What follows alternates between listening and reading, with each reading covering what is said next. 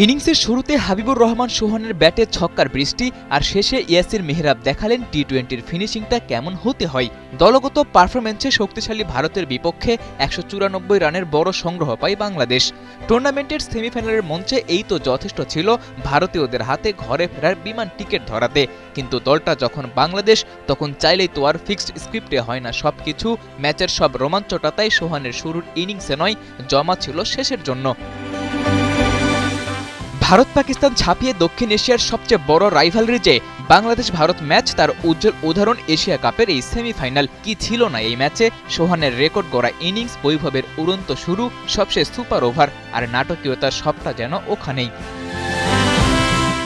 টাইগারদের strike bowler Ripun Mondal হয়তো ক্যারিয়ারের সেরা স্পেলটাই করলেন ভারতের বিপক্ষে। সুপার ওভারের মঞ্চে পরপর 2 বলে 2 উইকেট তুলে নেয়া তো আর চারটেখানি কথা নয়, সে অসাধ্যই সাধন করে ওখানেই নিশ্চিত করেছেন দলের জয়। পেয়েছেন ম্যাচ সেরার পুরস্কার।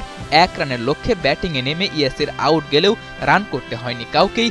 সুয়াস শর্মার ওয়াইড বলেই বাংলাদেশ পৌঁছে যায় ফাইনালের মঞ্চে।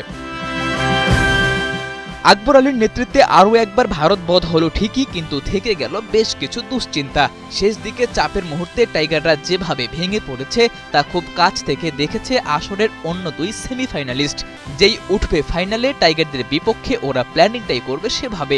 অল্প সময়ে এই চাপ থেকে উতরানোর মন্ত্র খুঁজে পাবে তো আকবর আলীরা?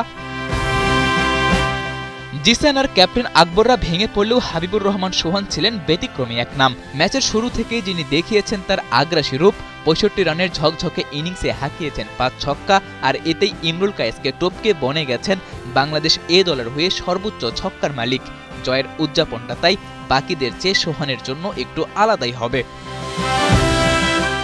সাদাতুর রাফি, ৭১।